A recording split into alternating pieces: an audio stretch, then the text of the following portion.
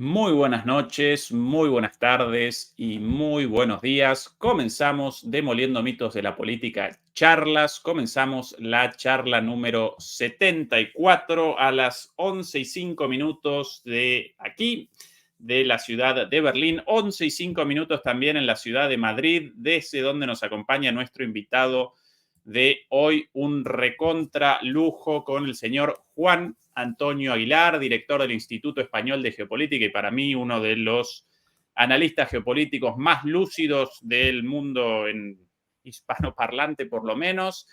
Juan Antonio, un placer. ¿Qué tal todo por ahí? Muy buenas, pues muy bien. Encantado de estar aquí y de participar y en lo posible, pues si aclaramos alguna idea en lo que estemos aquí comunicando, pues mira, perfecto. Comencemos entonces por el tema de los últimos días, el tema de la semana y el tema de 2024 hasta ahora en términos militares, la caída de Avdiivka. ¿Qué análisis realizás del colapso de Avdiivka, de las razones, de la situación actual, de los próximos pasos? ¿Cómo aparecen las cosas por ahí? A ver, no debía ser sorprendente. Es decir, durante tiempo aquí, en otros canales y demás, hemos estado analizando que la estrategia militar que estaba llevando adelante el ejército ruso era una estrategia de desgaste llamada estrategia de agotamiento, ¿no? Por el teórico ruso Svechin.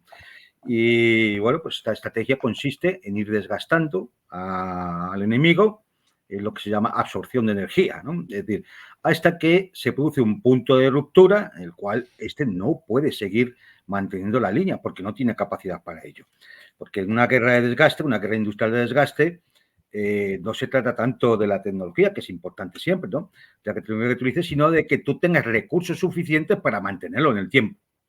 Claro, cuando vemos lo que ha venido sucediendo ya desde la batalla de Bakhmut, donde el ejército ucraniano, el ejército de la OTAN, quedó bastante desgastado ahí. Ahí se perdieron miles de hombres veteranos y formados y entrenados en aquella batalla sangrienta por intentar mantener unas posiciones desde el punto, que solo tenían interés desde el punto de vista político, porque militarmente ya estaba perdido. Luego vino la famosa ofensiva ucraniana de junio, julio, agosto, septiembre y octubre, que fue un fracaso, fue una derrota estratégica y de ahí viene ahora mismo las consecuencias de esa derrota.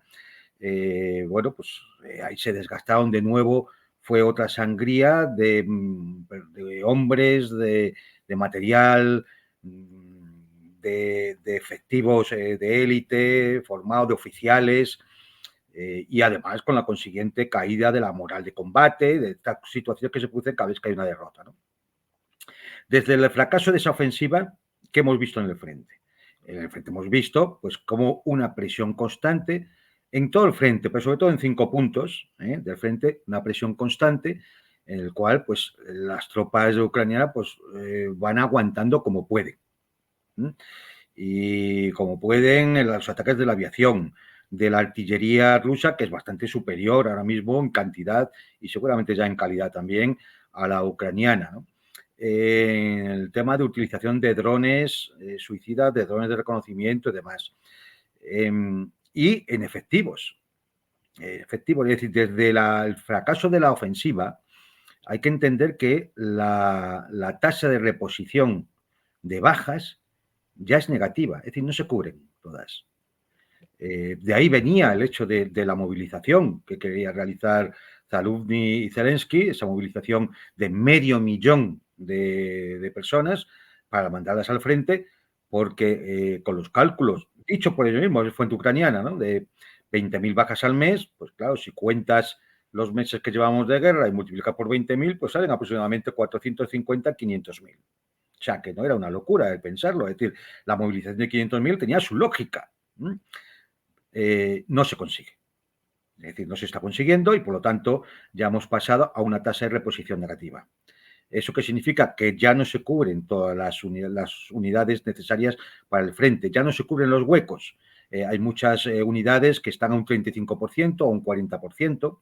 En cuanto al material, pasa lo mismo. hay una tasa de reabastecimiento que tampoco ahora mismo, y más desde que se han retrasado ya las ayudas occidentales, pues ya tampoco se cubre las pérdidas de material con el nuevo material, ¿no?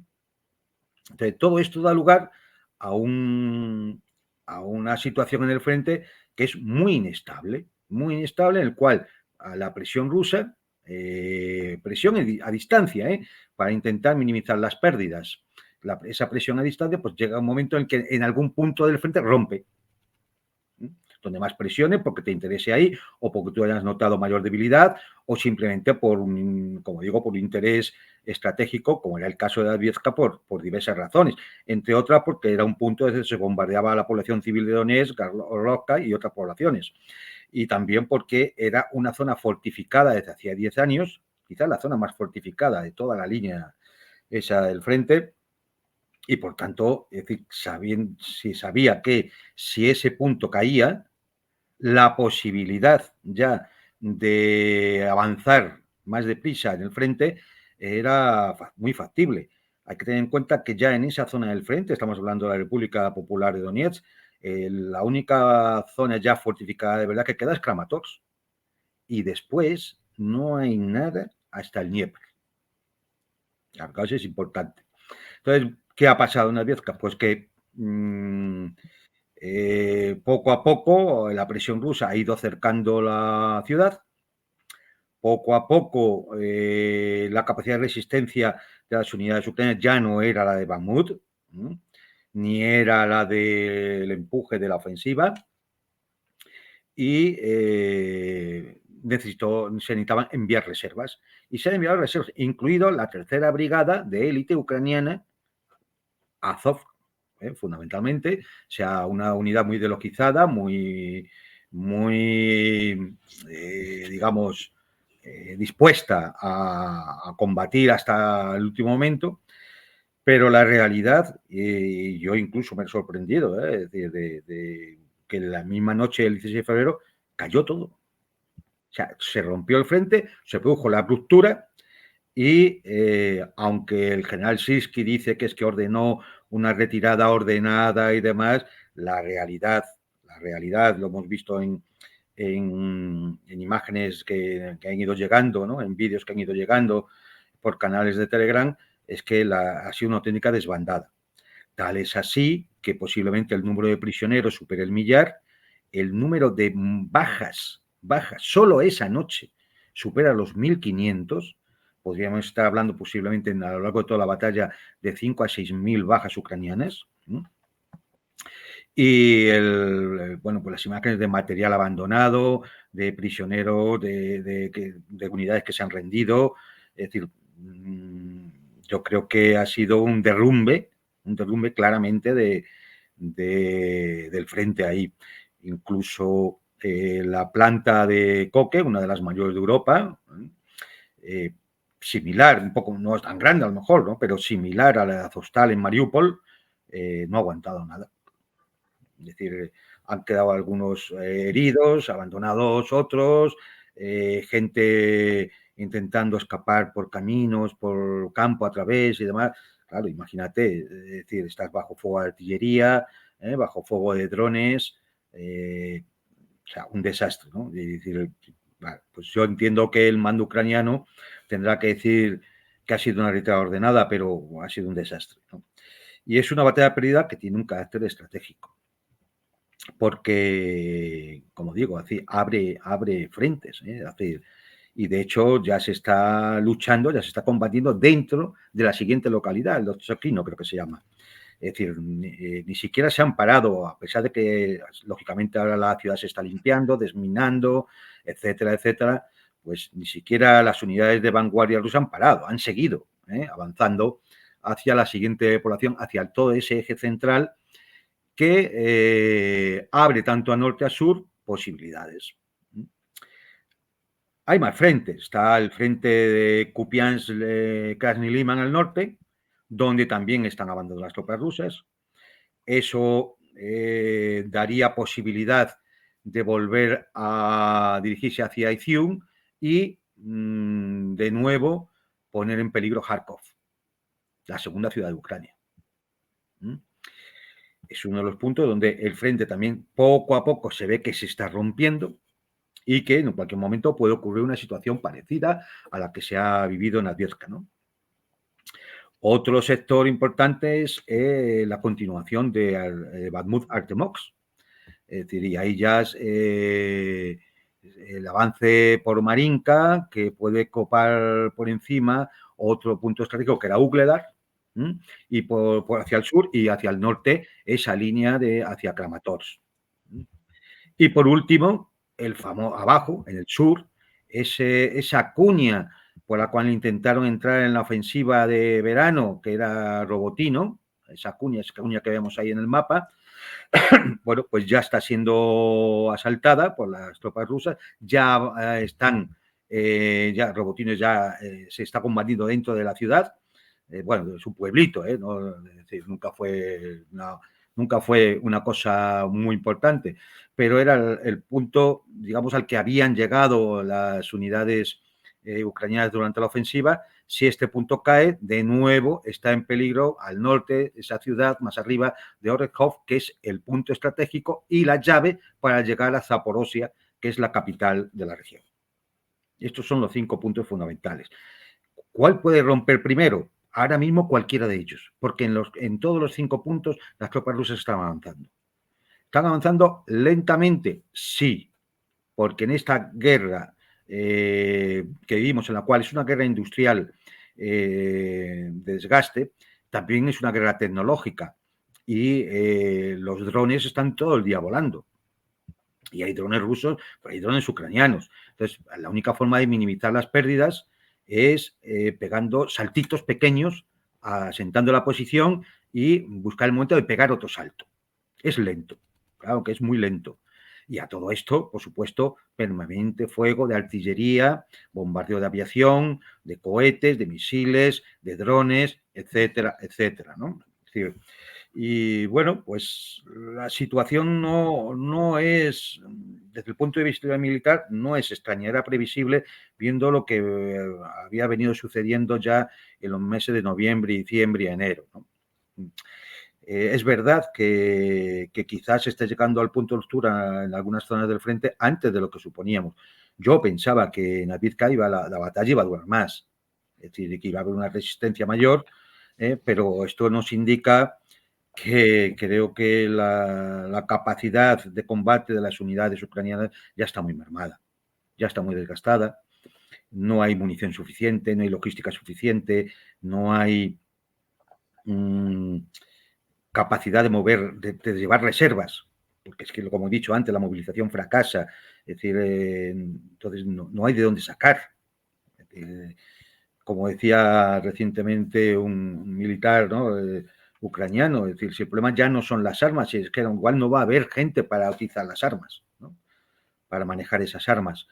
Y a esto pues, hay que añadirle las divisiones internas en el régimen de Kiev, la caída, lógicamente, de la moral, los ataques en retaguardia de misilísticos y de la aviación rusa son muy importantes y están haciendo mucho daño en las líneas logísticas ucranianas.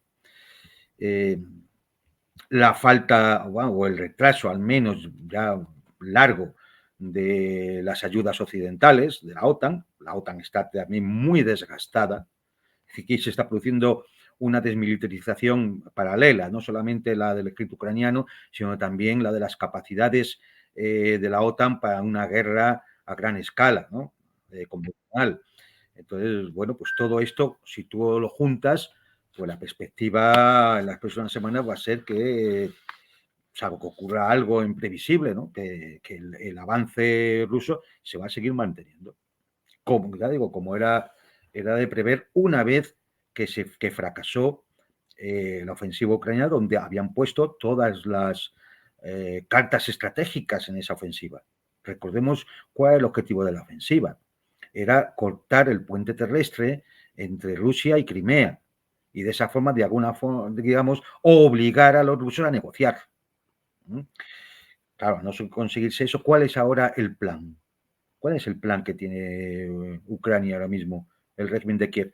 Nada, pasar a la defensiva e intentar, pues, operaciones de ataque dentro del territorio ruso, pues yo qué sé, pues para a ver si con eso infundimos cabreo en la población y entonces el gobierno ruso se viene a negociar, o cosas por el estilo. Por eso piden misiles de largo alcance, y se realizan ataques con drones pues dentro de los... Claro, no, desde el punto de vista militar esto no tiene ningún efecto, ¿no?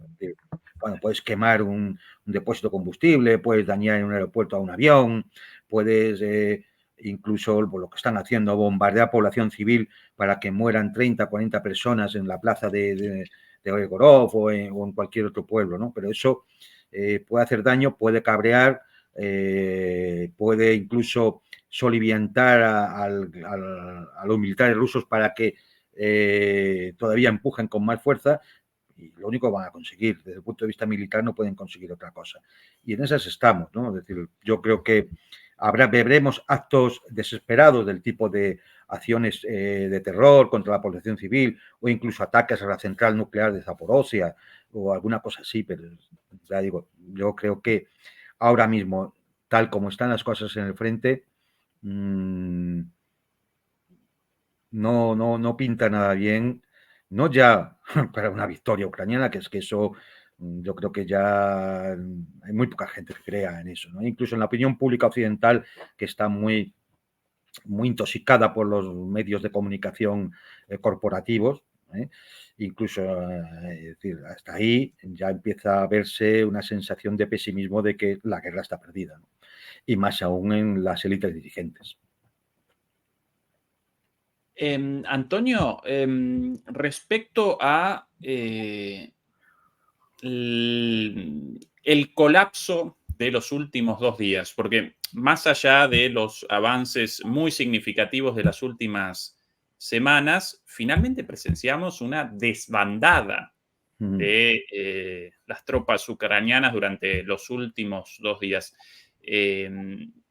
¿A qué respondió eso? ¿A un desprecio político por los recursos, por las vidas de esos soldados y los recursos militares destinados a la defensa? ¿Al fracaso del plan de rescate a manos de Azov, o por lo menos de retrasar un poco el final en el marco de la conferencia de Múnich? ¿Cómo puede A ver, hay varios sí. factores, ¿no? Nos falta información, lógicamente. No tenemos las grabaciones de lo que han podido hablar dentro del Estado Mayor ucraniano, ni de con los mandos políticos, ¿no? Con Zelensky y su camarilla. Falta esa información, pero podemos deducir varias cosas. Una, que indudablemente no sentó nada bien para la moral de combate, no sentó nada bien la sustitución del general Saluzny por Sirski. Hay que entender que Alexander Sirski es un general experto en derrotas. Todas las que ha participado, todas han sido derrotas, y lo único que se marca él como una victoria fue la retirada rusa de Kiev, ¿no? Cuando en marzo-abril hubo aquel intento de negociación y de acuerdo de paz, ¿no? Entonces, ese cambio yo creo que no ha venido nada bien.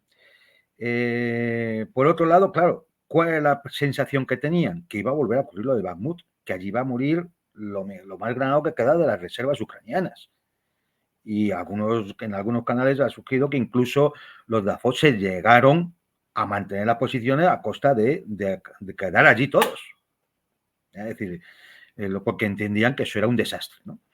Entonces, posiblemente ni la moral de combate, ni que se esté de acuerdo con el mando militar actual, y no sabemos incluso si además habrá habido incluso ya cierto cansancio con las órdenes del mando político.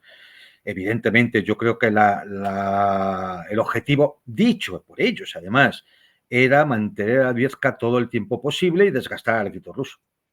Claro, que eso se viniera abajo en 48 horas. Bueno, realmente en una noche. Es que se vino abajo en una noche. Es decir, eso es una señal muy preocupante de que ya la capacidad de resistencia está muy mermada. Y ya digo, yo creo que influyen factores políticos, influyen factores de dirección militar, influyen factores de organización y de operativos y logísticos, y influye mucho también ya la moral de que tengan las unidades, las tropas, ¿no? Hay vídeos, por ejemplo, de prisioneros contentísimos de haber caído prisioneros. Claro, es que la alternativa es que iban a morir allí, como han muerto muchos pobrecillos que salieron en desvanada intentando campo a través retirarse de la ciudad. Evidentemente, yo creo que el mando militar ucraniano, si tú ves que no tienes posibilidades de poder mantener la plaza un tiempo lo suficientemente grande para conseguir un objetivo alternativo, porque es que si no, no merece la pena. Pero si ni siquiera tienes esa capacidad, ¿para qué vas a sacrificar miles de soldados? Y además de los mejores soldados. Es que no tiene ningún sentido militar. Pero solo tiene un sentido político. El de que este señor en la conferencia de seguridad de Múnich siguiera diciendo que es que aguantan en Albievka, que están desgastando a los rusos, etcétera, etcétera. Y todo este tipo de monserga al que nos tiene acostumbrado habitualmente Zelensky, que es un relato que él va regando con sangre de soldados ucranianos todos los días. Y decir, yo creo que es esta confluencia de factores. Bien.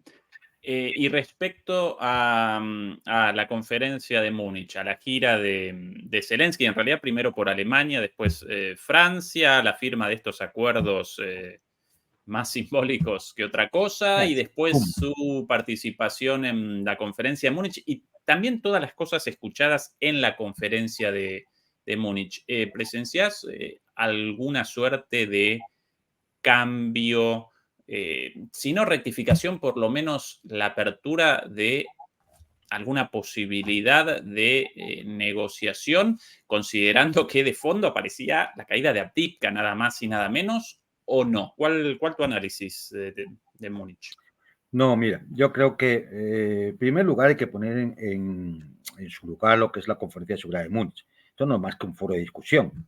Allí no se decide nada que sea vinculante para nada, ¿no? Entonces, bueno, pues es pues como el foro de Davos, pues se reúnen, se ponen hasta arriba de todo, se lo pasan muy bien, sueltan sus balandronadas habituales y ya está. Hay que escuchar, porque a veces entre todas esas cosas que se dicen, pues uno puede encontrar a lo mejor claves que nos indiquen por dónde pueden ir los tiros y nunca mejor dicho.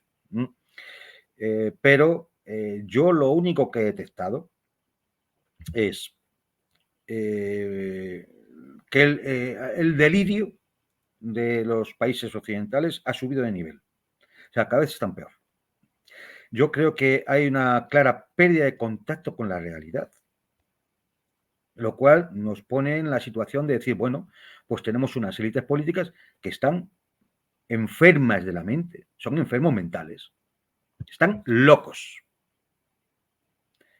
Porque los escuchas y parece que están dispuestos a militarizar Europa, gastarse todo el dinero que sea necesario en armas e ir todos a la guerra.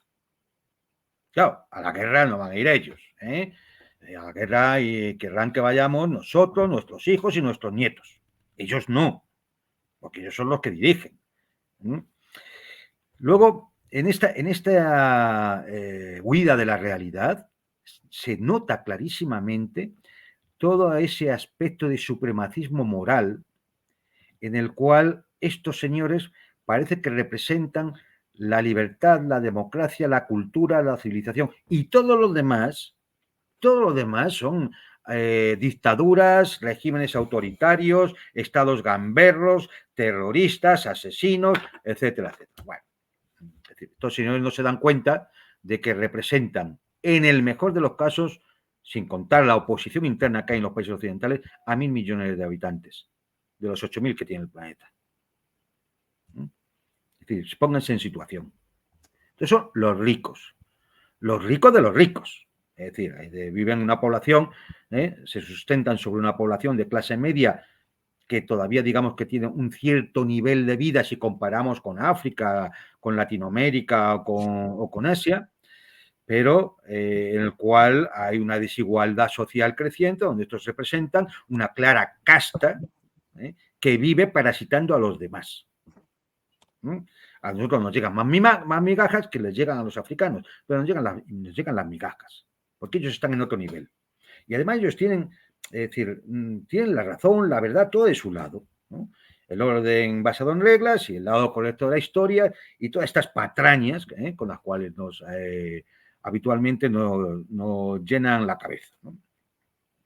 La otra cosa a observar es que tienen miedo. Tienen mucho miedo. Por eso hablan de la necesidad de hacer frente, de poner toda la industria en función de la defensa, de los recortes que van a tener que llegar, recortes sociales en educación, en sanidad, etcétera, etcétera. Porque hay que hacer frente. ¿Hay que hacer frente a qué? A Rusia, a China, a lo que sea, hay que hacer frente. Ya tienen miedo, empiezan a sentir el miedo. Y ese miedo lo quieren transmitir a todos. Porque al final, claro, si hubiera que ir a combatir, ya digo, ellos no van a ir. Nos tendrán que convencer a los demás para que vayamos. Bueno, yo no voy a ir, lo digo yo, lo digo públicamente y a las claras. Es decir, que a mí que no me mande que me paso al otro bando. Es decir, entonces, yo son las dos cosas que he notado que con respecto a conferencias de este tipo de años, es decir, uno recuerda la famosa de 2007, ¿no? Donde habló Vladimir Putin del nuevo orden internacional y otras muchas. Bueno, pues es decir, se hablaba de cosas de seguridad, a veces eran incluso muy aburridas, porque claro, no había nada que dijeras, te atrajera la atención tanto, ¿no? En cambio ahora, pues eso, aparece Zelensky por allí, suelta esto, encima le pega una coronada a los Estados Unidos de que no lo va a considerar aliado preferente si no manda los 60.000 millones. Y dices, una locura, ¿cómo que tú no vas a considerar a Estados Unidos aliado preferente? O sea, yo es que soy la Casa Blanca y digo, mira, chico, borra mi teléfono de la agenda, no me llamen más. Pues desgraciado, pues si tú has estado sobreviviendo 2 años, porque te han estado alimentando con 245.000 millones de dólares. Pero ¿cómo puedes tener esa desfachatez? Claro, esta desfachatez se tiene porque evidentemente se está perdiendo el contacto con la realidad. Están en delirium tremens. Ursula von der Leyen, el señor Borrell. Es decir, que además, el momento que les cambias el escenario y pasas de la guerra en Ucrania al conflicto en Gaza o a China, te cambian el discurso. Es decir, bajo situaciones que podían ser similares en cuanto a hay una guerra, hay que intentar buscar la paz, no hay que armarse, Rusia no puede vencer.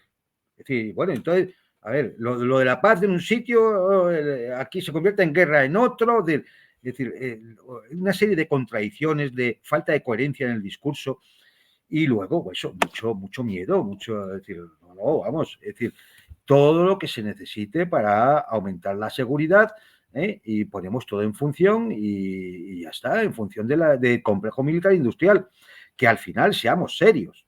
El complejo militar industrial en Europa es nimio, es una cosa pequeñita que nos servía pues para tener un efecto disuasorio en un posible conflicto convencional que pudiera haber con qué, con algún país en África o del norte de África, con algún país del Oriente Medio, y para de contar.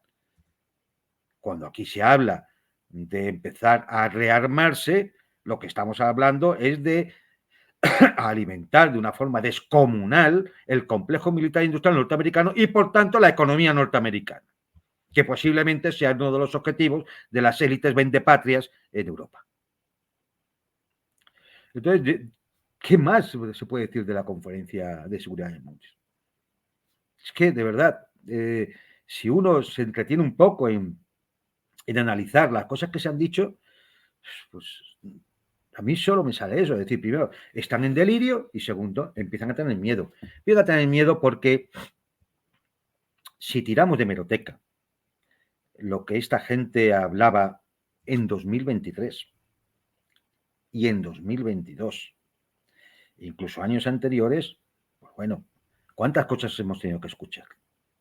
Es decir, Rusia estaba acabada, su economía estaba destruida, su ejército era un ejército sin formación, lleno de borrachos y de oficiales incompetentes, el armamento se le estaba agotando, tenían que sacar los chips de la lavadora, la tostadora y la batidora para hacer misiles. Esto es la monserga que nos han estado contando.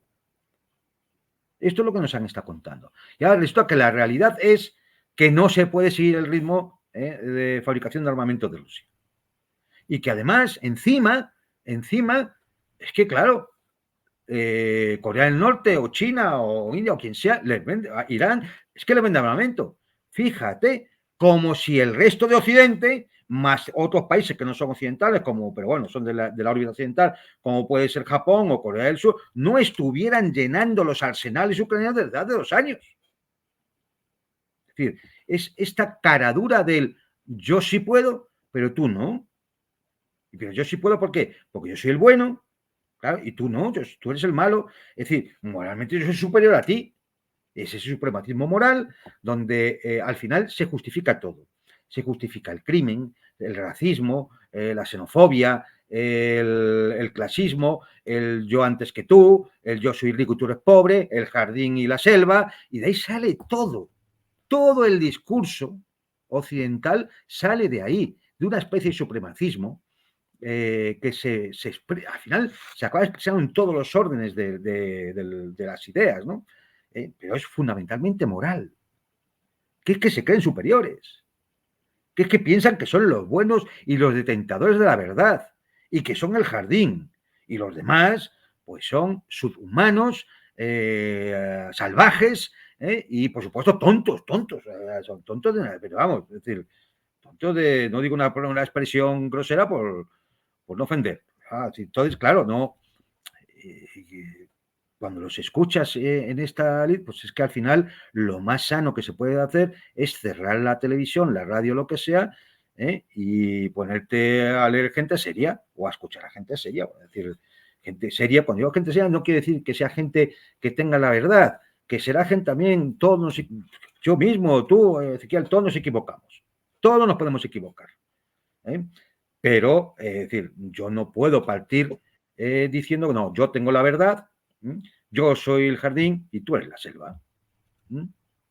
Y tú, Ezequiel, bueno, tú que eres argentino, bueno, tú ya eres de la selva, ya de aquí abajo, ¿no? Es decir, Profunda, la selva claro. profunda. Entonces, Ayer, Juan Antonio, a propósito de este delirium tremens, completamente de acuerdo con tus palabras, junto a Fernando Moragón presentábamos esto, la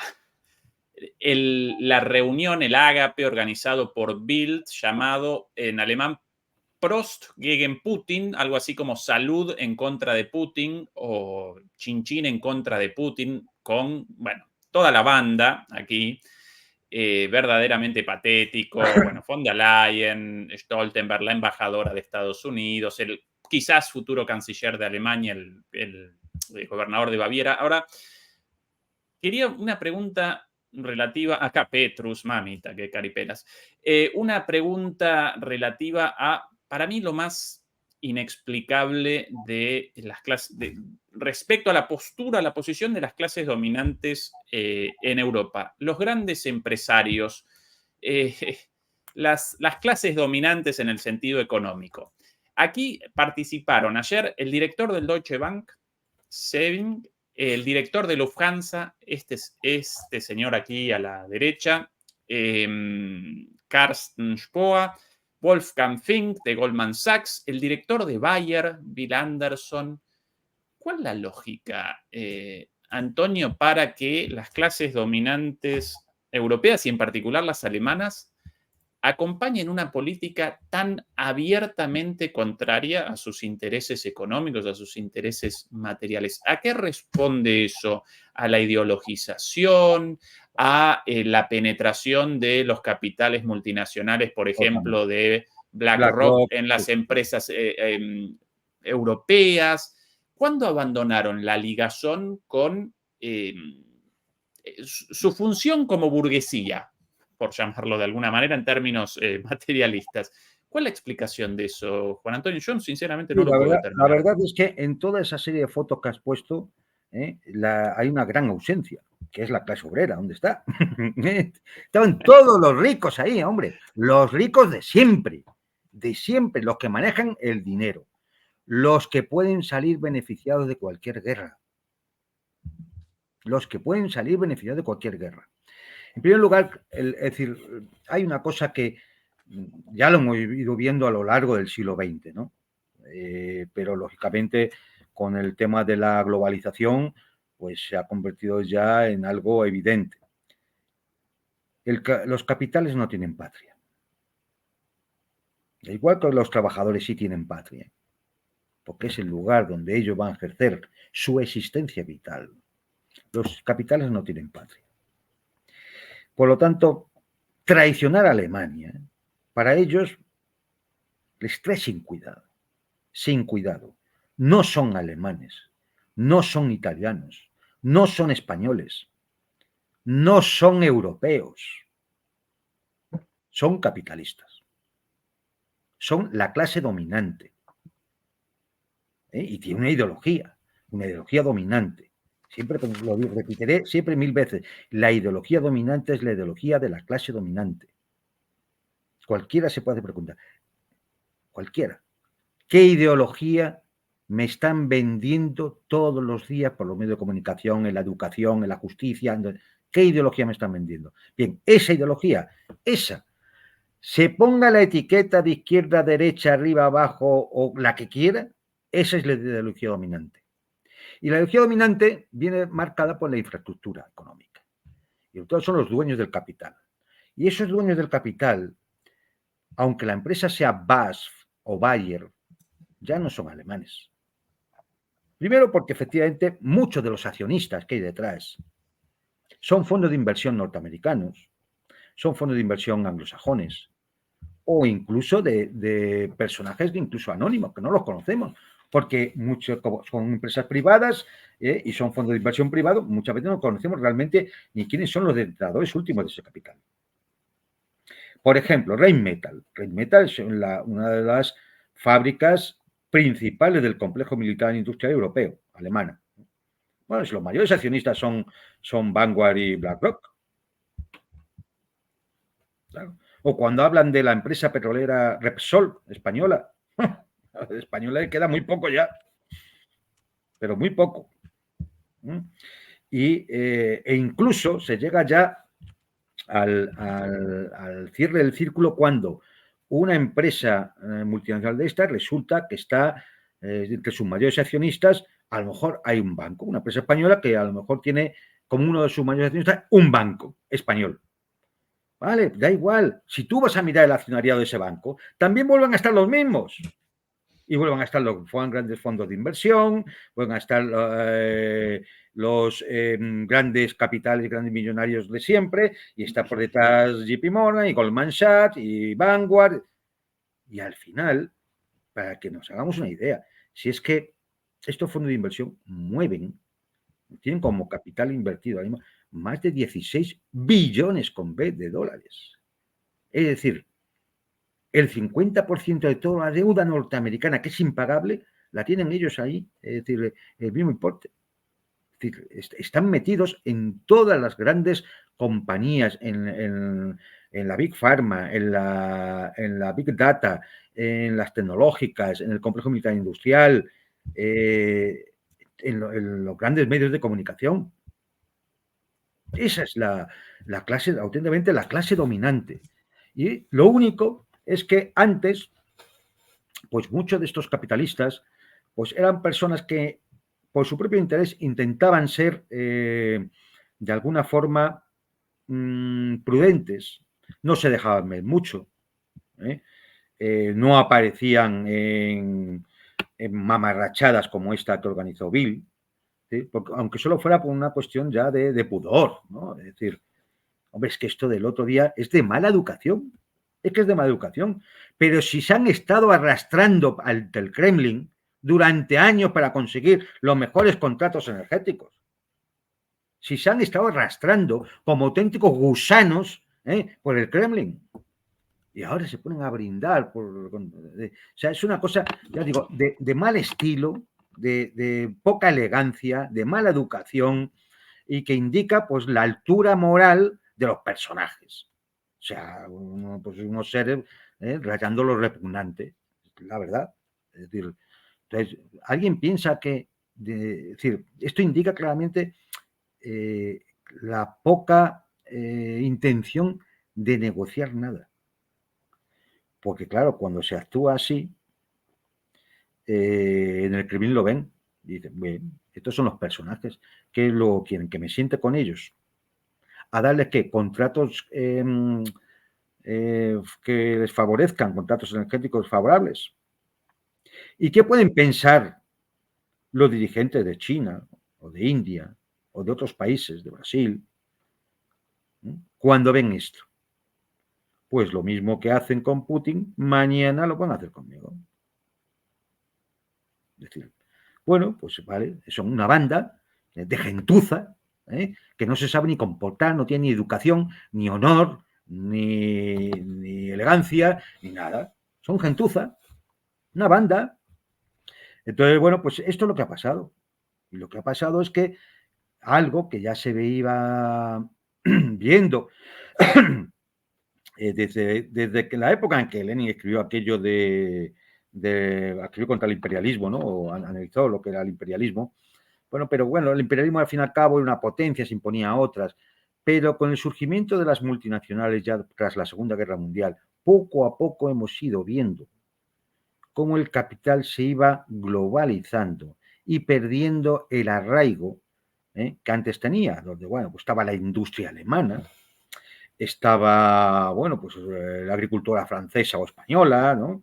Estaba la moda italiana, ¿sí? Había una serie de cosas que tú decías, bueno, hay empresarios de esto, ¿no? La banca suiza o holandesa, y luego ya se ha llegado al punto donde esa identidad que podía tener en un momento determinado, ese capitalismo industrial, se pierde. El capitalismo se financiariza, todo al fin y al cabo es especulación monetaria, financiera, y como el dinero corre de acá para allá por las líneas y demás, no tiene un asentamiento físico, el dinero no está amparado, por ejemplo, por el oro, que tiene que estar en un banco central, están ahí los lingotes que amparan tu moneda, como ya eso no existe. Entonces, el dinero no tiene asentamiento, no tiene arraigo, no tiene patria. Y eso se ha ido profundizando a partir de los años 70, 80, en los 90 y a partir de los 2000, sobre todo además ya con la explosión tecnológica de las redes, de la red de datos y todo lo demás, ya ha sido, el fenómeno es imparable. Entonces hay una clara división ahora mismo a nivel mundial, es decir, se puede analizar desde el punto de división internacional del trabajo como la división de clases dentro de los estados. Hay una división claramente a nivel mundial entre una clase parasitaria financiera internacional que no tiene patria y que si mañana, que la podemos identificar mismo en los Estados Unidos, pero si mañana los Estados Unidos se hundieran en el mar porque cayera un meteorito, no importa, ellos seguirían ahí, estarían pues en Corea del Sur o en Suiza o donde les toque. Porque ellos no tienen el arraigo. Es decir, su dinero, al fin y al cabo, son unas cifras en unos terminales electrónicos. Y eso les da todo el poder. Porque como no tiene por qué estar amparado en nada, y estará en dólares, mientras todos creamos que efectivamente el dólar es la gran moneda de reserva, pues efectivamente ellos seguirán manejando el mundo económico y el mundo financiarizado en el cual no hay nada detrás, es todo humo. Es todo humo. ¿Producción real? Claro, es el problema que tienen ahora, que la producción real pues está en Asia, está en Rusia, empieza a aparecer también en África y en México y en alguna. Empieza a haber producción real. Hay producción real todavía, tanto en el sector primario como en el secundario.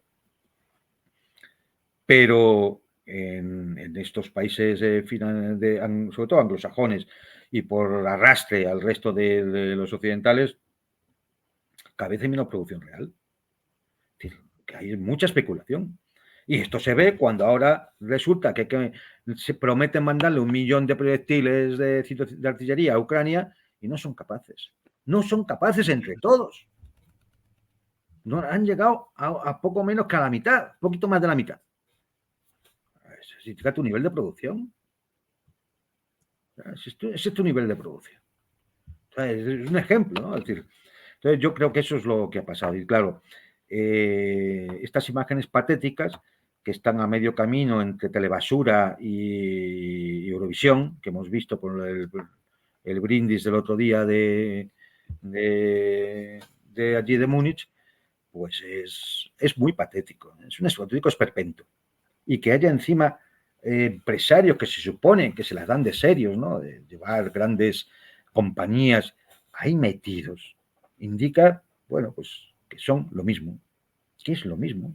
Tienen una naturaleza esperpéntica, son una cosa grotesca. Entonces, claro, llega un momento en que, es decir, uno ya muchas veces lo decíamos de los políticos, ¿no? A mí que no me identifiquen con un político, ¿no? Bueno, por favor, ¿no? Porque es como si te estuvieran identificando con mala gente, ¿no?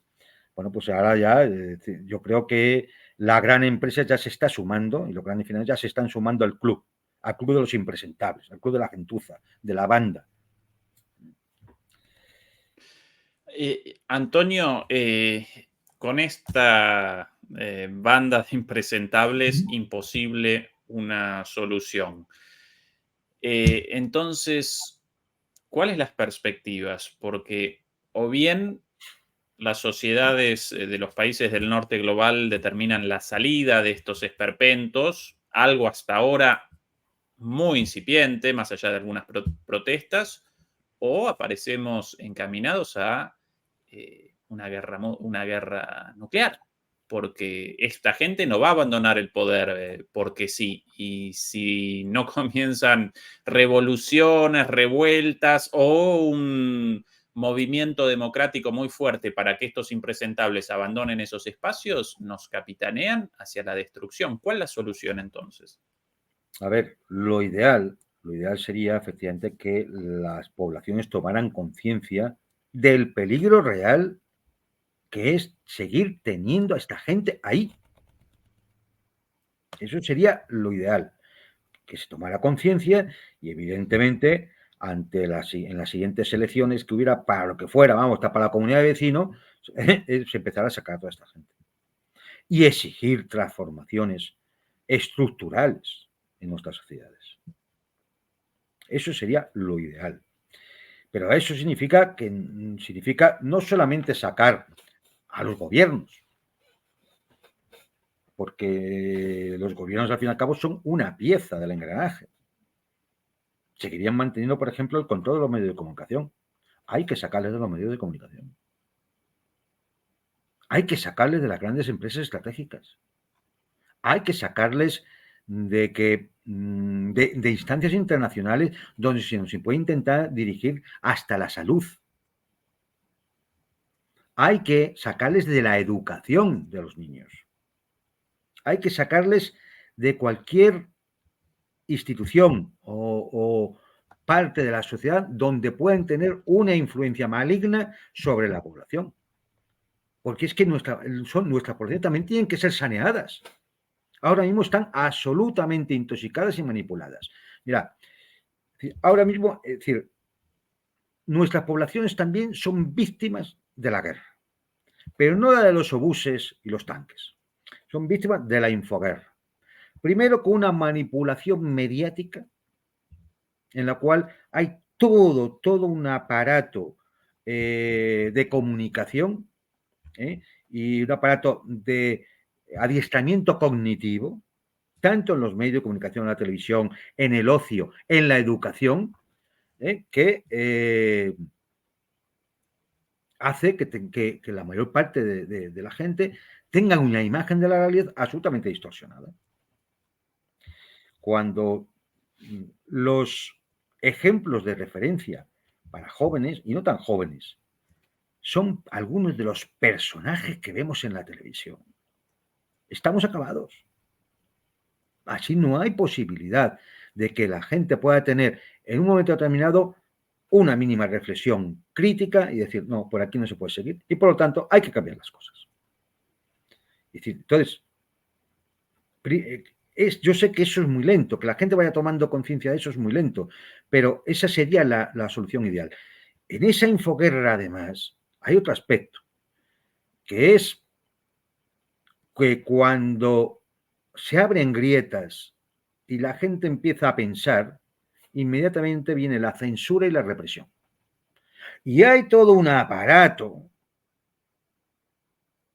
policial, judicial, mediático, dedicado al asesinato social, que está para reprimir, para mandarte a la cárcel, para callarte la boca.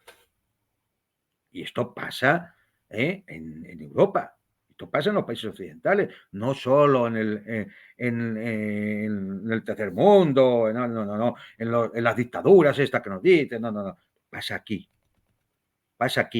donde te pueden cerrar canales, te pueden censurar mensajes en Twitter, X, donde te pueden callar la boca, te pueden despedir de los medios de comunicación, te pueden despedir incluso de empresas que no tienen nada que ver, pero simplemente por exponer una opinión, donde te impiden el acceso a páginas web simplemente porque va contra el código ético de la compañía. O sea, el código ético de la compañía debe ser que la censura es buena. Y por eso te impido que entres en un medio de comunicación que no quiero. Porque lo bueno, lo ético es la censura. Y te callo la boca. Este es el tema. Entonces, todo ese aparato de represión y de censura también es fundamental. Y hay un tercer aspecto terrible, que es la estrategia del miedo y del NTE. La estrategia del miedo, porque cuanto más miedo nos metan en el cuerpo, más nos inmovilizan. Está aquello de, si tienen algo, van a tener miedo de perder ese poquito que tienen. Quien tiene mucho puede arriesgar más. Los ricos pueden arriesgar más. Siempre tienen posibilidad de gastar más en una apuesta. Los pobres tienen poco. Y como tienen poco, cuando les meten el miedo en el cuerpo, tienen el temor a perder ese poco, que a lo mejor lo han ganado con mucho sacrificio. Entonces, el miedo paraliza. Y luego el NTE, la táctica es, nos tienen entretenidos. Y nos tienen entretenidos, bueno, pues con escándalos, con chorradas, con peticiones y demás, en el cual, pues, de alguna forma nos hacen a veces vivir una realidad escapista. En el fondo son psicofármacos todo. Son psicofármacos. Solo que en vez de eso, de fumarse un cigarro de marihuana, pues están delante de la televisión viendo un espectáculo o de ocio o una competición deportiva, lo que sea, con el cual nos tienen entretenidos. Y nos hacen ver que es algo muy importante, lo que no es más que un partido de fútbol o un concierto de unos cantantes, ¿no? Es decir, que pues, está bien, vale, pero no va más allá. Pero nos tienen entretenido previo al campeonato, durante el campeonato y después del campeonato. Y si ya se produce algún beso robado o alguna cosa así, entonces ya tenemos para meses, ¿no? Es decir, como hemos tenido el caso de la selección española de femenina, ¿no? Entonces ya nos tienen entretenidos con eso. Entonces todo esto conforma una especie de guerra que no va contra un enemigo, no va contra Rusia, China o Irán, no, va contra nosotros mismos. Precisamente para que conforme una superestructura que nos tape la realidad de esa infraestructura, de esos poderes dominantes que se han reunido ahí a brindar en Múnich. Antonio, en los últimos días, Putin realizó, bueno, las últimas semanas realizó dos entrevistas bastante importantes. Primero la famosa entrevista con Tucker Carlson y después realizó una entrevista con la televisión rusa con algunas definiciones bastante importantes. ¿Presencias cambios en la postura de Rusia respecto a su relación con la OTAN ante los avances rusos y las posibilidades de resoluciones más o menos negociadas? ¿No? ¿Qué cambios aparecen por ahí? Bueno, yo creo que simplemente hay un cambio puramente táctico en el sentido de que cuando veo que las variables que determinaban antes una negociación o no van cambiando en mi favor, yo puedo soltar cuerda. Es decir, puedo decir, no, si yo estoy dispuesto a negociar. No, si yo lo digo siempre. Es necesaria negociación, esto llega para la negociación. Pero es lo típico de alguien que ve que las cosas le van favorablemente. Pero claro, conociendo cómo son los gobiernos occidentales y esa clase dominante que hemos dicho antes, precisamente el que a Putin le puedan ir, Rusia, ahora mejor las cosas, es lo que le va a hacer a ellos encerrarse más en que no hay que negociar. Porque es que la derrota puede ser... A ver, la derrota ya lo ha dicho más de uno, ¿no? La derrota en Ucrania puede llevarse por delante a la OTAN. Pero vamos, esto puede producir cambios tectónicos en Europa. Ese es el miedo que decía yo antes. Es decir, ¿qué he sentido también de la conferencia de Múnich? Miedo. Están en pánico. Tienen mucho temor a lo que pueda ocurrir. Porque ven que efectivamente esto puede tener consecuencias. Hace un momento se estaba explicando lo de qué pues, se podía hacer y te contaba hombre, lo ideal sería que la toma de conciencia, ¿no?, de las opiniones públicas, ¿no?, de los pueblos. También hay otro factor que no debemos nunca obviar, que aparezca un cisne negro. El cisne negro, ¿qué puede ser? El cisne negro es algo imprevisto y, por lo tanto, esa misma imprevisión también nos impide ver la profundidad que puede tener. Por ejemplo, que ganara Trump las elecciones norteamericanas puede ser un cisne negro, porque no sabemos qué va a hacer, es imprevisible este hombre. Con lo cual, ya ha soltado alguna diatriba contra la OTAN, no sabemos qué puede hacer, ¿no? Que Rusia finalmente consiga una gran victoria en Ucrania y entonces esto deje en una situación catatónica a la OTAN, eso es otro cisne negro. Entonces esas cosas claro que pueden ayudar a que en un momento determinado se produzca una catarsis y las poblaciones se empiecen a dar cuenta de que el rey va desnudo, ¿no? Por ejemplo, que se agudizara una crisis económica, que puede ocurrir en cualquier momento, el momento que se produjera un crack de deuda, por la gigantesca deuda, no solo norteamericana, pero bueno, sobre todo norteamericana, ¿no? Entonces, bueno, pues, y eso pueda llevar a lo mejor un debilitamiento del dólar o al que el proceso de desdolarización se acelere, lo que llevaría a la economía occidental a un derrumbe. Es decir, que lo ideal, como decía, es la toma de conciencia de las poblaciones, ¿no? Pero que pueden existir esos cisnes negros. Y en estas entrevistas a Putin, una de las posibilidades que se da, claro, efectivamente, es decir, si ya lo ha dicho, por ejemplo, hay una de las tuberías del Nord Stream sigue activa. Si ustedes quieren, las abrimos. Es decir, eso es un cisne negro en el sentido de que poco a poco se va rompiendo el cerco sobre qué piensan los otros, ¿no? ¿Qué piensa Putin? ¿Qué piensa Xi Jinping? ¿Qué piensan los asiáticos? ¿Qué piensan los africanos? Etcétera, ¿no? Y la ruptura de ese cerco es muy, muy positivo, porque cual la gente se da cuenta de por qué vamos a ir a la guerra. Claro, ¿por qué vamos a la guerra? El hecho de que la entrevista con Tucker Carlson tuviera más de 200 millones de visualizaciones en X y casi 1.000 millones de espectadores en distintas cadenas de televisión a lo largo del mundo, te indica el torpedo en la línea de flotación a ese cerco informativo, que como decía antes, es parte de la infoguerra, de mantenernos manipulados y, si no, censurados y, si no, reprimidos. Pues bueno, es decir, yo creo que de momento no puede indicar nada más, porque es que no está ni en manos de Putin, ni del Papa, ni del secretario general de Naciones Unidas. Es decir, no está en sus manos. Lo único que pueden decir es: bien, aquí estoy, vamos a negociar, venga. Es decir, pero ya, es decir, lo que sí he visto yo en estas entrevistas es que Putin está en una posición más favorable, en una posición más fuerte. Incluso Juan Antonio despachó un par de ironías muy, muy ácidas, como esta de: no, para nosotros mejor un gobierno de Biden.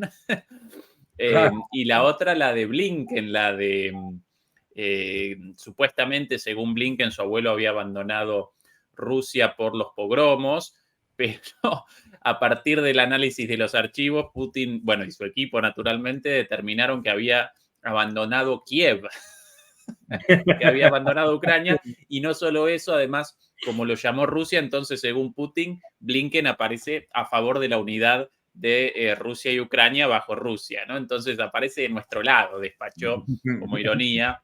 No, sí, es Putin realidad. aparece, Hombre, respecto a aparece Biden, mucho más tranquilo que antes, mucho más relajado, con las cosas mucho más controladas que al principio, cuando comenzó todo esto, con muchísima incertidumbre para todas las partes, evidentemente. claro, evidentemente. Es decir, la guerra sabe cómo empieza, pero no cómo acaba.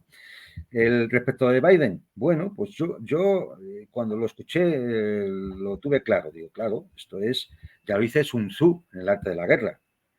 No molestes al enemigo cuando se está equivocando. Tú déjale. ¿Para qué vas a traer a Frank? A ver si me va a poner una mala tesitura. Claro.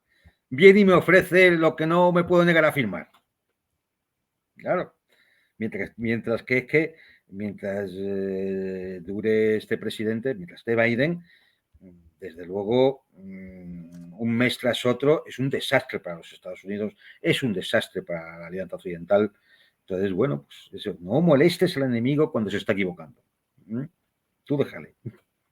Yo creo. Es evidente, sí. Respecto a Putin, a propósito de Putin, ¿cómo aparece para las próximas elecciones? ¿En qué medida lo de Navalny puede generar o no alguna mínima repercusión en el clima electoral en Rusia? ¿Qué lectura realizas? Vamos a ver, yo creo que, las elecciones están ya lanzadas. Yo espero estar allí, hablaremos después si quieres, a la vuelta. Yo voy a ir a las elecciones rusas. Sabes que hay 4 candidatos, aunque aquí toda la borregada dice que es que poco menos que se presenta solo Putin, ¿no? Y que es una dictadura. No, hay 4 candidatos. Es decir, que además tengo por aquí los nombres por si... Pues mira, hay un candidato del partido Gente Nueva, que es un partido de derechas, que es Vladislav Davankov.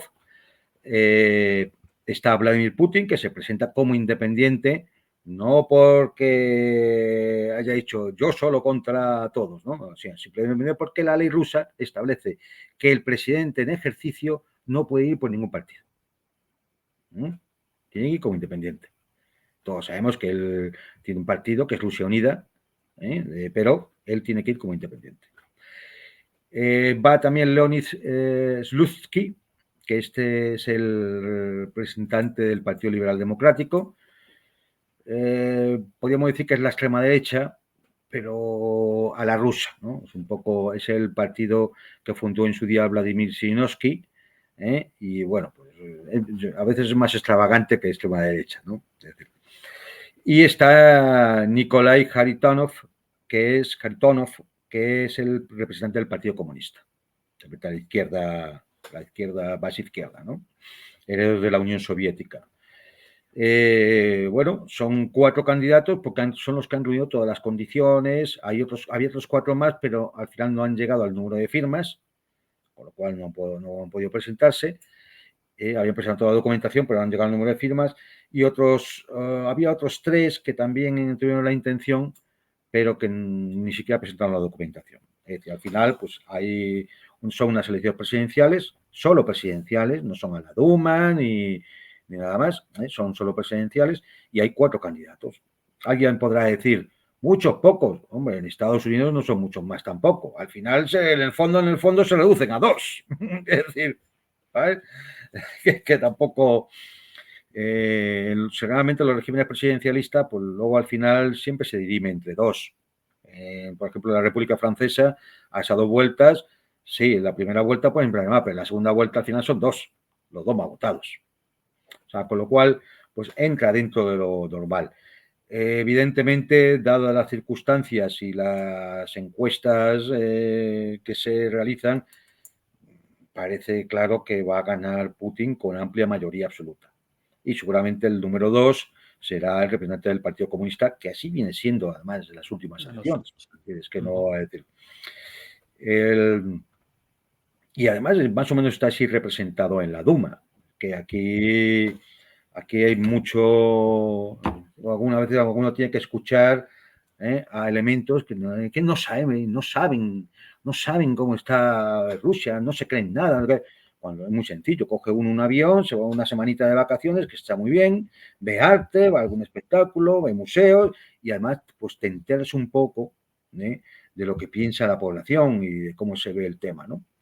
Pero sí, hay campaña y se presentan estos 4 candidatos.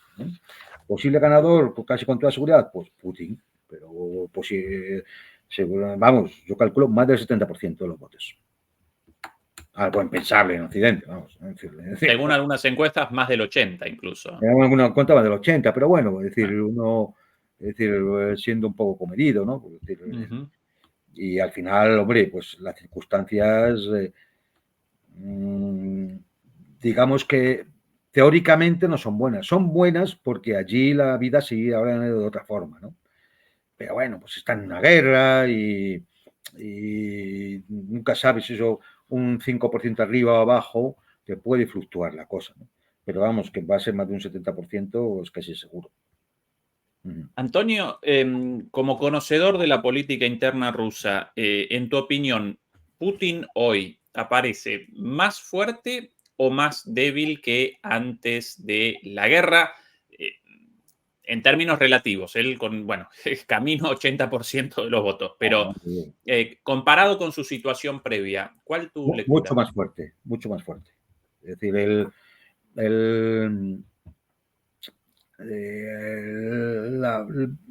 la imagen de Putin ha tenido sus variaciones con el tiempo, ¿no? Es decir, es más, había sectores que a lo mejor le apoyaban más antes, que ahora lo apoyan menos, como puede ser cierto sector de los liberales, ¿no? Los liberales lo llevan muy mal en Rusia. Y a lo mejor había algún sector patriótico, más nacionalista, lo que fuera, que era crítico con Putin, por ejemplo, cuando en el 2014 no intervino en Donbass. Eso levantó, en algunos sectores patrióticos, levantó muchas críticas. El propio Alexander Dugin escribió algún artículo refiriéndose a poder decir que las élites rusas y Putin había hecho caso para no intervenir en Donbass cuando había que haber intervenido en el 2014. Visto en perspectiva, quizás tenía razón Dugin, ¿no? Es decir, igual si se hubiera intervenido en 2014, las cosas no hubieran llegado a este punto, ¿no? Pero al final, pues nadie tiene una bola de cristal para adivinar el futuro. Entonces, en cambio, desde la intervención en la guerra en Siria y desde claramente cuando ya se ve que no se está cumpliendo los acuerdos de Minsk II y que la situación en el Donbass vuelve a enrarecerse y demás, y comienza la operación especial, en esos momentos, digamos que a todo el mundo le sobrecoge, en Rusia y en todos lados, sobrecoge el tema de decir, estamos en una guerra en Europa, una guerra de verdad. Pero ya a partir de que los temores de que la economía se viniera abajo, de que la sociedad se resquebrajara, de que la guerra fuera un desastre, cuando todo eso se fue evaporando y se vio que no, que el Estado estaba fuerte, que la población respondía, que la economía aguantaba, claro, eso todo ha reforzado muchísimo a Putin, pero muchísimo. Y el que no lo ve simplemente es porque, ya digo, no se coge un avioncito y se va una semanita allí. Vamos, que de verdad, que nadie tiene que creerme a mí, que está bien, que se puede ir. Es un billetito de avión y te vas para allá. Se puede ir. Y lo ve cada uno. El que quiera que vaya y lo vea. Lo ha visto Tucker Carlson, ha puesto sus vídeos. Scott Ritter ha puesto sus vídeos. Larry Johnson ha puesto sus vídeos. Es decir, estamos refiriendo a norteamericanos. No a españoles, ni a franceses, que podían decir, bueno, que serán más izquierdistas, ¿no? Estamos hablando de es militar, es marine, militar, como Scott Ritter. Estamos hablando de ese agente de la CIA, de inteligencia, como Larry Johnson, o de Tucker Carlson. Sí, ¿no? Es decir, ahí están sus testimonios. Hombre, puede ser que no les crean, que todos mintamos. Nos hemos, norteamericanos, alemanes, italianos, españoles, nos hemos confabulado todos para mentirles a la gente, ¿no? Y es mentira. En Rusia hay hambre, aquello está hecho unas castañuelas, y bueno, pues si es lo que quieren creer, pues nada, que todos somos mentirosos, agentes de Putin y nos pagan por esto, ¿no? Bueno, vale. Pues toda la solución, no nos crean. Cójanse una semanita de vacaciones a San Petersburgo, que es una ciudad muy bonita. Ya está, y ustedes lo ven. Es bien, bien sencillo. Conocer la realidad a veces es muy sencillo. Hombre, poco carillo, ¿no? Es decir, tienes que agarrar para unas vacaciones si no las tienes, si no lo tienes, ¿no? Pero es sencillo. Y si no, seguramente a alguien encontraréis que haya estado recientemente por allí. De vacaciones, de trabajo, de estudios. Lo puede contar. Lo puede contar. Antes de la próxima pregunta, Antonio, quería, bueno, primero llamar a los demoledores y a las demoledoras a que nos acompañen con el pulgar arriba, con el like, ya que eso nos ayuda contra la censura a través de la difusión de los videos. Segundo, quería recordar también el anuncio hecho ayer. Esta semana comenzamos con todo, con un segundo canal destinado a generar un espacio para las voces críticas en lo relativo a la geopolítica y a la geoeconomía. Y en ese segundo canal llamado DMP Geopolítica, analistas de renombre van a presentar sus propios programas. Vamos a comenzar este jueves con el primer programa semanal, todas las semanas, de Adrián Celaya. El viernes nos va a acompañar en ese canal, aquí la dirección de MP Geopolítica, Fernando Moragón, la semana próxima Eduardo Bior y así todas las semanas, así que recuerden la suscripción ahí a ese segundo canal y naturalmente la invitación, Antonio, naturalmente para vos también, si querés participar, naturalmente el espacio ahí reservado. Dicho esto, Antonio, como conocedor como gran conocedor de la figura de Putin, ¿puede que la guerra haya generado un cambio en la relación de Putin con su pueblo? ¿Por qué esta pregunta? Quizás desde el desconocimiento. Yo en los últimos tiempos comencé a presenciar una imagen distinta de Putin. Siempre lo conceptualicé como un estadista, pero para mí siempre parecía como un tipo muy cerebral, muy racional, muy analítico, con la proyección de una figura de un tipo fuerte, de un varón fuerte. Recordarás las imágenes en cuero, cazando o de judo. Y últimamente concatenó, además de esta imagen, ¿no? Concatenó la imagen de una especie de padre de los rusos, con muchas intervenciones públicas, quizás escenificadas o no. Siempre, aún en las escenificaciones, siempre aparece algo de las personas, pero en contacto con niños, relajado, con palabras de un líder popular, ya no solo de un estadista duro, recio, formado en los servicios de inteligencia, sino de un líder popular, un padre del pueblo. ¿Puede que la guerra haya generado esto o cometo yo un error por desconocimiento quizás de la política interna rusa No, anterior a la a ver, guerra? dos cosas. La figura del gobernante como padre es muy rusa. Stalin, el padrecito Stalin, ¿eh? o la veneración que tenían los rusos por el zar. Pues muchas barbaridades que se podían decir, ¿verdad? Pero había una veneración por el zar. Eso es muy ruso. Es decir, es esa figura que en última instancia pues, está ahí y tiene que cuidarnos a todos. Que para eso está ahí. Que para eso está ahí. Posiblemente sean razones culturales o quizá incluso antropológicas, ¿no? Las que tengan que ver con esto. Por otro lado, Putin siempre ha tenido muestras de este tipo. Lo que pasa es que por ejemplo, Putin reciba a una niña ciega que su mayor ilusión era conocerle y que esa niña, para reconocer el rostro de Putin, pase su mano por toda la cara. Eso es algo que se ve en Rusia, pero raramente en el extranjero. O cuando Putin invitó a todas las estrellas de Hollywood, en un vídeo muy famoso que hay, emitido por RT, invitó a todas las, está hablando de hace años, invitó a todas las artistas de Hollywood a una cena con él para construir un hospital oncológico para niños, donde además él canta una canción. Putin se pone a cantar una canción, está en YouTube, lo podéis encontrar si es que la censura no llega ahí también. Es decir, él se pone a cantar una canción, además es una banda de música norteamericana, además afroamericanos, es decir, y ahí después están pues desde Oliver Stone, en fin, Bob Johnson, hay un montón de artistas, ¿no? De Pardier, en fin, de los más famosos de Hollywood, estoy hablando de hace posiblemente 10, 12 años. Es eso, 2008, 2010, posiblemente, quizá algo más, 12 o 14 años. Es decir, estas cosas ya existían.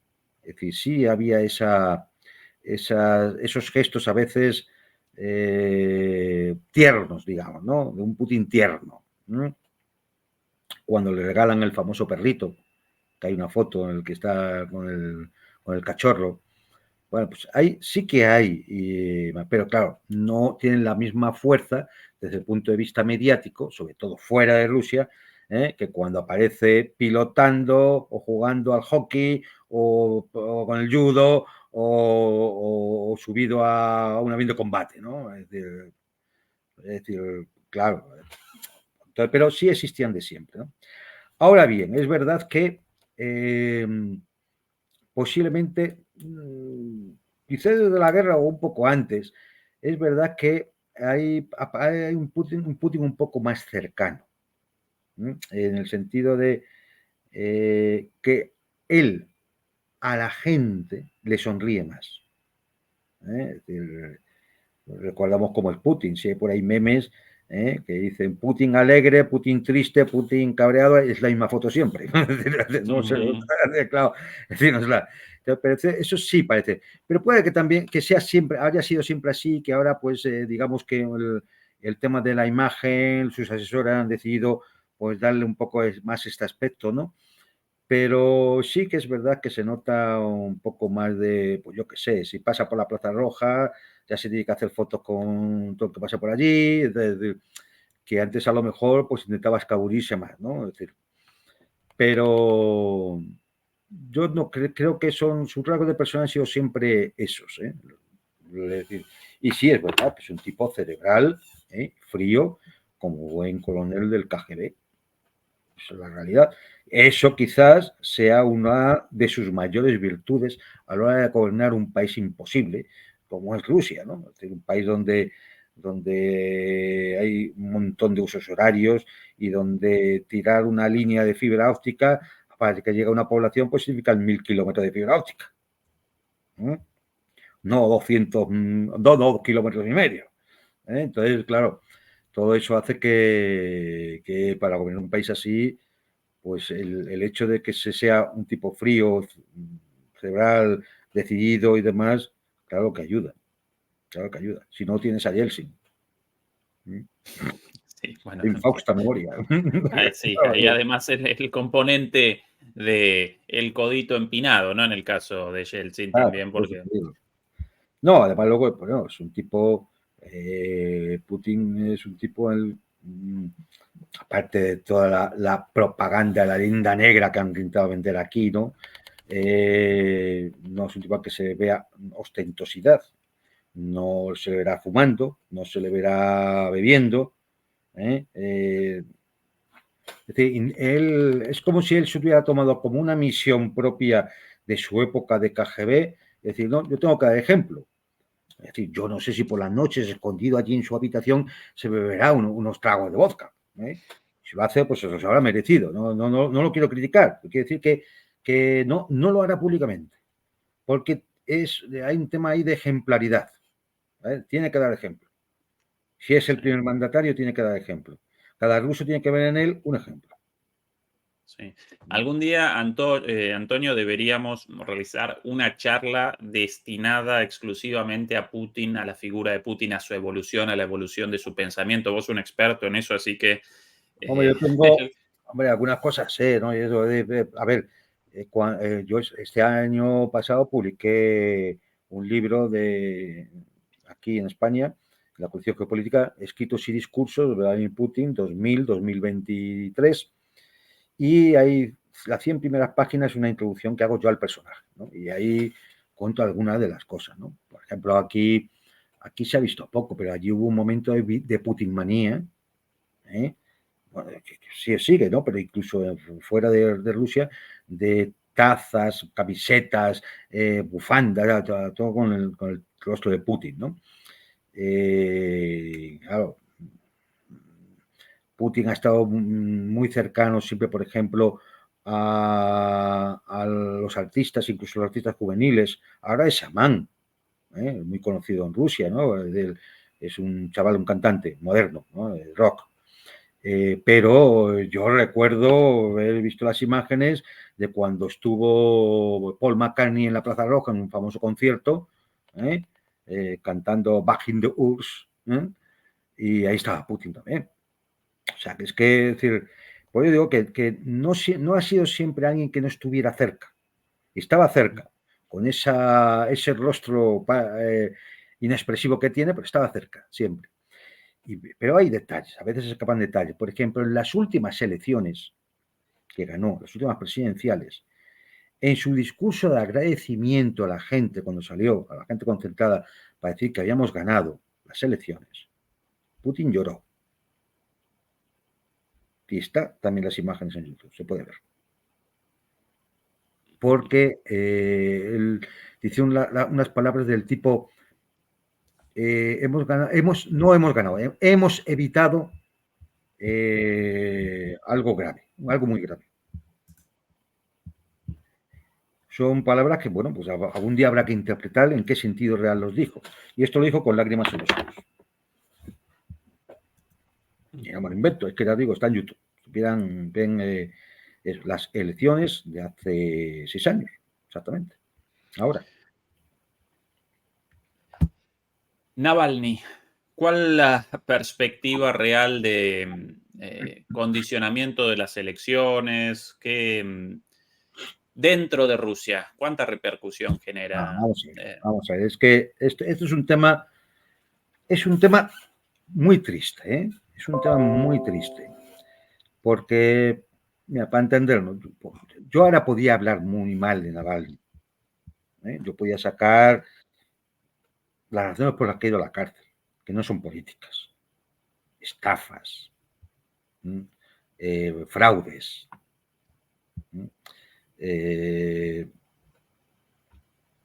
estar en connivencia para conspirar con servicios secretos extranjeros, falsedades, lanzar a niños menores de edad a manifestaciones sin pedir permiso, sin pedir autorización para ello, para que fueran detenidos. O sea, podía hablar ahora muy mal, en detalle, de las cosas de Navalny, ¿vale? Pero dado que ha muerto, no voy a hacer ahora aquí leña del árbol caído. Evidentemente, algunos pensarán, bueno, aquí en Occidente ya sabéis que piensan que lo ha matado Putin, como todo. Es decir, esa mañana Putin se levantó de mala leche y dijo, cargaros a Navalny, ¿no? Y hacerlo hoy, que comienza la conferencia de seguridad de Múnich, que levantamos la bandera sobre Adviazka, con una victoria, y que estamos a un mes de las elecciones. El día ideal, el día ideal, vamos, lo más normal, lo que se le ocurría a cualquiera.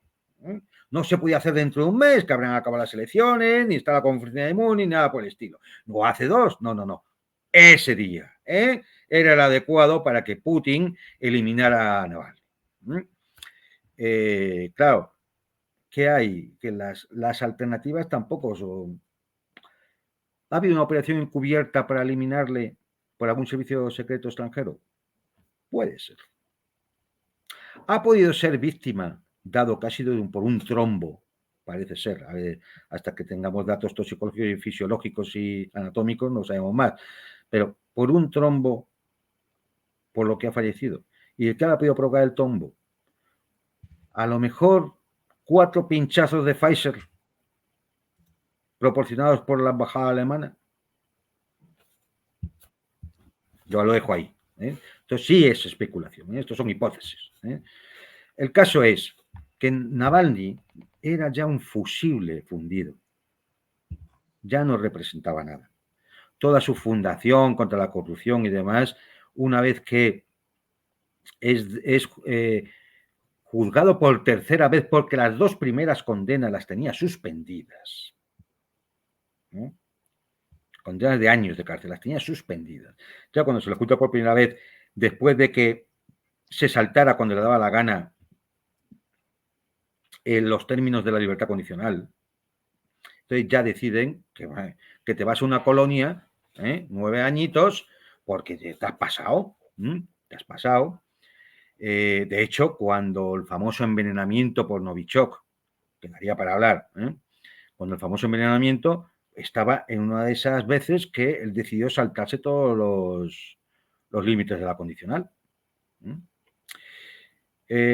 Como digo, Navalny ya era un fusible roto, ya no tenía su fundación.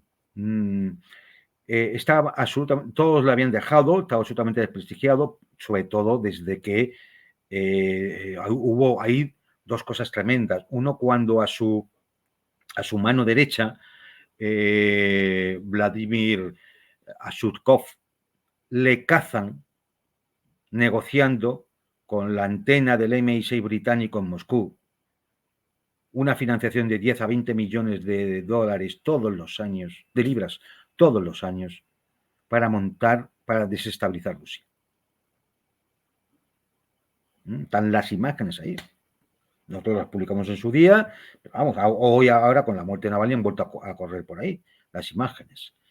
Hay que decir, yo conocí en su día el tema, las cámaras con las cuales se espió a esta gente cuando tuvieron esa reunión estaban puestas en las piedras. En las piedras se las ahuecaba, se colocaba en la cámara y se volvía a cerrar la piedra, y las piedras estaban por allí puestas.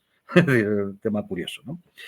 Y claro, esto ante la opinión pública rusa fue brutal. Cuando se recupera Crimea en el 2014, Navalny se opuso en ese momento, lo cual, claro, ante la opinión pública rusa, brutal.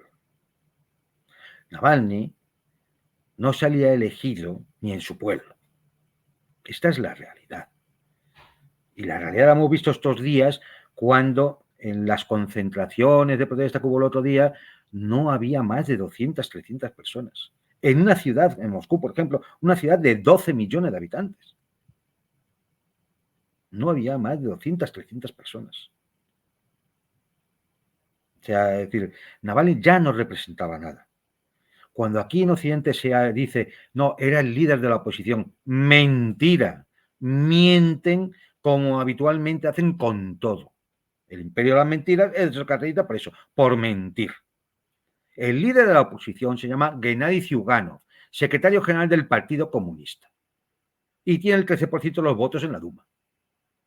Y después va el Partido Liberal Democrático, que antes dirigido por Vladimir Zhirinovsky, que tiene sobre un 10-11% en la Duma. E incluso hay algunos otros partidos más, como Rusia Justa, gente joven, e incluso hay un partido liberal pro-occidental, que es Yabloko, que originariamente en el que en sus inicios estuvo Navalny dentro y fue expulsado por racista y extremista, que también hay vídeos de su época, rodeado de aquella gente que llamaba cucarachas a los caucásicos, a los del Cáucaso, que decía que había que utilizar las pistolas contra los inmigrantes. Este era Navalny. Y le echan de un partido que era liberal. ¿Qué pasa? Después fue captado para trabajar en lo que tenía que trabajar. Hay cables de la CIA, porque él funda en el 2005 funda un partido, parece que se llamaba, tengo por aquí para no equivocarme, lo voy a decir, si mal no recuerdo, el partido se llama Alternativa Democrática. Se crea en 2005, hay cables de la CIA, de cómo reconocen que está financiado por la NET norteamericana, por el Departamento de Estado, vamos, para entendernos. Ha habido financiación del Fondo Nacional para la Democracia, del Departamento de Estado norteamericano. Este era Navalny. Navalny ya había perdido toda posibilidad política. Era, pues eso, un fusible ya roto. Es más,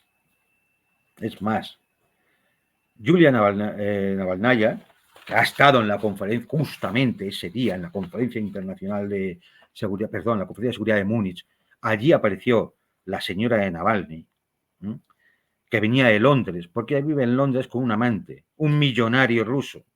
También tengo por aquí el nombre, por si alguno está interesado, lo tengo que tener por aquí.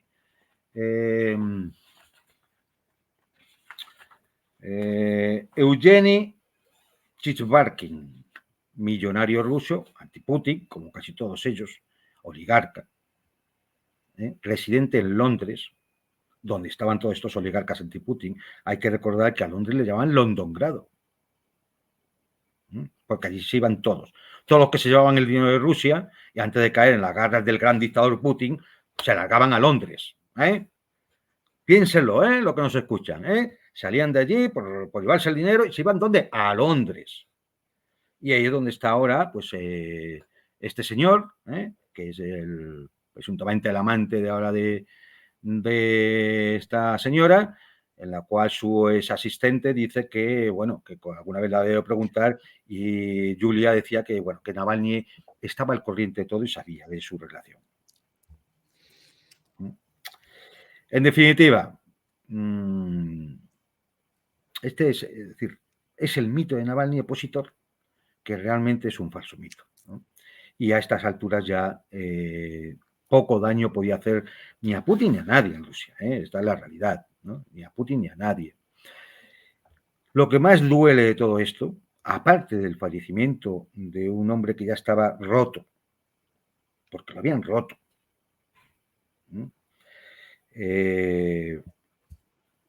bueno, pues descanse en paz, ¿no? Lo peor es la hipocresía occidental, que nos viene dando la tabarra, todos los majaderos de las furcias mediáticas con el temita, los mismos que mantuvieron el silencio más absoluto con el asesinato del periodista norteamericano Gonzalo Lira en las cárceles ucranianas. New York Times, el día de la muerte de Navalny, dedicó 44 referencias entre artículos, noticias breves y demás. 44 referencias. El día que murió Gonzalo Lira, periodista norteamericano, 0. O, por ejemplo, ¿qué hace la prensa española con un periodista español en las mazmorras polacas de hace 2 años sin juicio, acusado de espionaje ruso? Pablo González. Todos callados. El señor presidente del gobierno de España, el señor Pedro Sánchez, ha sido capaz de llamar a consultas al embajador ruso por la muerte de Navalny y ha sido incapaz, como un cobarde, de llamar a consultas al embajador de Polonia por tener a un periodista español encerrado en una mazmorra sin juicio 2 años. Esta es la catadura moral de los personajes. ¿O qué decir, por ejemplo, de Edward Snowden, cuyo crimen era denunciar que la NSA estaba espiando al pueblo norteamericano? Es decir, es que su deber era denunciarlo. No ya que se espiara a dirigentes extranjeros, no, al propio pueblo norteamericano. Y está allí exiliado y escondido en Rusia, sin posibilidad de volver. O el caso ya el más sangrante de todos, de Julian Assange. En una mazmorra británica desde hace ya no sé cuántos años, 4, 5 años, esperando una decisión de extraditar a los Estados Unidos, que por cierto se va a decidir en estos días, donde le acusan de una serie de delitos para condenarle a 175 años de cárcel. ¿Cuál era el delito de Julian Assange? Descubrir e informar al mundo de los crímenes de guerra norteamericanos en Afganistán o en Irak y de otras muchas más cosas, ¿no? Pero sobre todo eso es lo que hizo famoso a Wikileaks y sobre todo es por lo que en los Estados Unidos le quieren meter una mazmorra hasta que se muera. Si es que llega a juicio, porque hasta eso es dudoso. Y sobre esto, los mismos que se rasgan las vestiduras con lo del pobre Navalny no dicen nada, están de acuerdo. Y aquí volvemos al inicio del programa. El supremacismo moral, nosotros somos los buenos y podemos hacer lo que nos dé la gana, los demás son los malos. O sea, Putin por sacar del frente de guerra a 7.000 niños que van devolviéndolos a medida que van encontrando sus familias ucranianas, o sacarlo de los frentes de guerra, el Tribunal Internacional, el Penal Internacional, le pone una orden de búsqueda y captura. Y a los que están asesinando a 15.000 niños en Gaza, nada. ¿Por qué? Porque ellos pueden matar niños, lo demás no. Ese es el mensaje que dan. No si nos damos cuenta, pero es el mensaje que dan. Entonces, bueno, pues lo que decía, lo de Navalny, pues mira, es muy triste.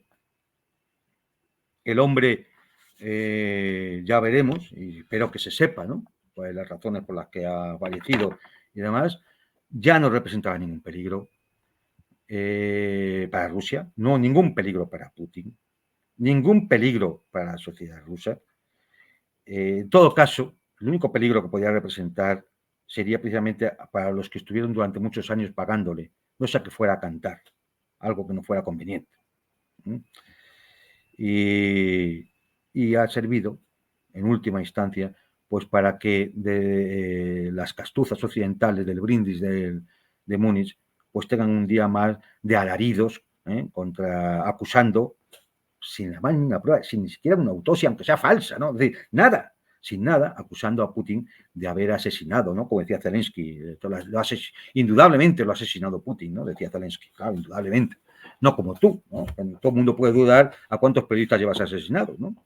O, por ejemplo, como el presidente Herzog, el presidente de Israel, Herzog, que estuvo en la conferencia de Múnich, y es uno de los responsables de la muerte de más de 120 periodistas palestinos en Gaza, bueno, y palestinos y de otros países, en Gaza. No solo porque es que estuvieran en una mala zona y cayó una bomba y les cogió por allí. No, en bombardeos dirigidos a sus domicilios, a sabiendas que estaban ahí para acabar con ellos y sus familias. Es decir, lo que se llama claramente asesinatos selectivos de periodistas en Gaza. Y allí estaba, no sé si estaría brindando esa noche también allí, entre todos estos. Entonces, bueno, pues eso es lo único que se puede decir de Navalny. No, la demostración es que algunos grupos intentaron convocar acciones de protesta. Aquí, la prensa española al menos, se rasgan las vestiduras porque hubo 400 detenidos. Y oye, mira, te cojo un minuto porque creo que merece la pena explicarlo. 400 detenidos en un país como Rusia, si hacemos la proporción a un país como España, que es 1/3 de la población, estaríamos hablando de unos 120 detenidos. ¿Y detenidos por qué? Porque se concentran sin pedir autorización. Claro, lógicamente, la ley rusa establece que tú para manifestarte en la calle tienes que pedir una autorización gubernativa, como en todos los países de Europa. Como en todos los países de Europa. Entonces, ¿tú pides autorización gubernativa? No, no la pides, por lo cual te concentra, pues llega la policía, te coge en volantas, y de esto hay un montón de imágenes, te meten en el furgoncillo, te llevan a la comisaría, te identifican y te ponen una multa. Un apercibimiento administrativo que sea una multa. No sé de cuánto será, pero no creo que sea de más de 1.000 rublos, que son unos 10 euros. Bueno, pues esto sale en todas las fuerzas mediáticas, sacándose las vestiduras de la represión en Rusia, ¿no? Vale. Pues fíjate, vamos a compararlo, por ejemplo. En España, con las tractoradas, las protestas de los agricultores, en pocos días ha habido apercibimiento con multa, no hacía falta llevar a su comisaría, se las ponían directamente en el sitio, unos 15.000. Multas entre 600 a 30.000 euros. Vayan comparando. Pero además ha habido más de 50 detenidos que han pasado a disposición judicial por delitos. Y además ha habido más de 50 heridos. Algunos han necesitado tratamiento hospitalario. Y de esto no se rasga las vestiduras a nadie. Esto es normal en las democracias. Claro. Podemos referirnos al caso francés o al caso alemán o a la represión en algún país nórdico. O en Italia, que ha habido enfrentamientos también, con el tema de los agricultores. Es decir, esto es lo normal. Y volvemos otra vez a lo del supremacismo. O sea, miles y miles de trabajadores multados, heridos o detenidos, eso es normal. Claro, hay que mantener la ley de orden público, la ley de protección ciudadana. 400 detenidos, entre comillas, que se están manifestando de forma ilegal, sometidos en un furgoncillo, llevados a su comisaría, que les ponen una multa de 1.000 rublos, 10 euros, eso es para sacarse la dictadura, la horrenda dictadura de la represión de Putin, ¿no? Oye, sí, me parece muy bien. Si por eso hay que llamar régimen autoritario al de Putin, se le llama. Pero entonces pongan ustedes el calificativo de nuestros regímenes europeos. ¿Está? Es muy sencillo. Entonces deberíamos llamar guerra de invasión no provocada a la invasión a Irak también, ¿no? O a la de Claro, Afganistán, o a la de sí. Libia, o Yugoslavia, y así. Sí, las intervenciones en Latinoamérica durante los años 60, 70 y 80. Sí, es que decir, a ver, que si la historia, si tiras de la historia, nos teníamos aquí hablando hasta la madrugada. Sí, sí. No Según para. mis amigos en los medios alemanes, por línea editorial, bajo el pena de apercibimiento, no pueden llamar a la guerra en Ucrania, sino que deben llamarla guerra de agresión rusa no provocada. Esa es la fórmula, porque si no, apercibimiento en el salario. Esa. No. Una vez más, demoledores y demoledoras, acompáñennos en nuestro nuevo canal de MP Geopolítica este jueves, y a partir de este jueves, todos los jueves, Adrián Celaya, el viernes Fernando Moragón, los martes Eduardo Bior con sus programas semanales, libertad editorial y temática absoluta. Van a presentar ahí sus temas con el formato determinado también por ellos. La idea es generar un espacio para más voces críticas, no solo a través de charlas en nuestro canal, sino un espacio abierto para todos ellos. Así que acompáñenos por ahí, el enlace abajo y en la descripción. Juan Antonio, como siempre, un gustazo, un placer, un lujo tus intervenciones, y el cierre acá por costumbre en el canal siempre aparece en manos o en boca del invitado, así que a tu disposición el micrófono del canal para el cierre de esta charla. Nada, simplemente yo alertar de verdad, quieren llevarnos a una guerra. No podemos consentirlo.